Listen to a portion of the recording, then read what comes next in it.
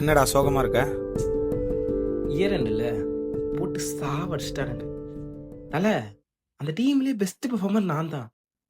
ஆனால் எனக்கு ஒரு சின்ன ரெக்கக்னேஷன் கூட தரல. இருக்கு அந்த சொட்டத்தலை மேனேஜருக்கு. இந்த காலத்துலயும் வேலைக்கு போகணும்னு ஆசைப்படுற? பிசினஸ் பண்ணுடா. அட போடா டேய். ஹேய், சோஷியல் மீடியால பாக்குறல எவ்வளவு சின்ன சின்ன பசங்க மணி ஜென்ரேட் பண்றாங்கன்னு. மணி ஏர்ன் பண்றது ரொம்ப ஈஸிடா. உனக்கெல்லாம் ஈஸியாக தான் தெரியும், ஏன்னா உனக்கெல்லாம் ஈஸியாக கிடைக்குதுல்ல. I can understand your feeling, but நீ என்னதான் என்ன சமாளிக்க ட்ரை பண்ணாலும் we are living in different world. நான் அதை மீன் பண்ணலடா. உனக்கு இருக்க மாதிரி கஷ்டம் எனக்கும் இருக்குன்னு சொல்ல வரேன். உனக்கு கஷ்டமா? 4 வீடு 4 காரு நிறைய பிஸ்னஸ் பண்ணுற உனக்கே இவ்வளோ கஷ்டம் இருக்குன்னு நீ சொல்கிறியே. கஷ்டத்திலே வாழ்கிற நாங்கள் எங்கடா போவோம்? சின்ன வயசுல இருந்து நீயும் ரித்திக்கும் தான் எனக்கு க்ளோஸ் ஃப்ரெண்ட்ஸ்.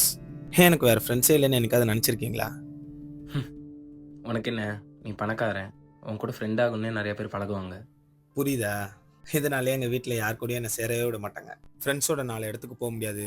வெக்கேஷன்லாம் சுத்தம் நினச்சே பார்க்க முடியாது. நீங்கள் கூப்பிட்டே வரல. எனக்கு பைக்கில் போகணுன்னு அவ்வளோ ஆசை. ஆனால் ஒரு வாட்டியாச்சும் வந்திருக்கேனா? எங்கள் வீட்டில் கேர் பண்ணுறன்னு பேரில் காரில் தான் போகணுன்னு சொல்லுவாங்க. அதெல்லாம் உனக்கு புரியாது. இவ்வளோ ஏன் எனக்கு பிடிச்ச ட்ரெஸ் எடுக்கணும்னா கூட என்னால் சடனானா எடுக்க முடியாது. எது? கஷ்டம்டா. என்கிட்ட கார்டு தான் இருக்கும், கேஷ்லாம் இருக்காது. அதுக்கும் அவ்வளோ ரெஸ்ட்ரிக்ஷன்.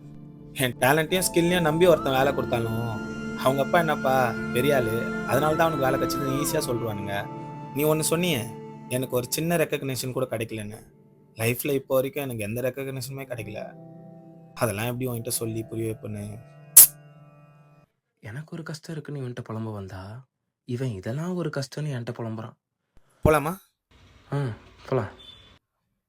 காளான் சாப்பிட போமா? காளான்னா மஷ்ரூம் தானே? ஏய் படிப்ஸே, சும்மா போட, சும்மா போயிட்டு விட்டுட்டு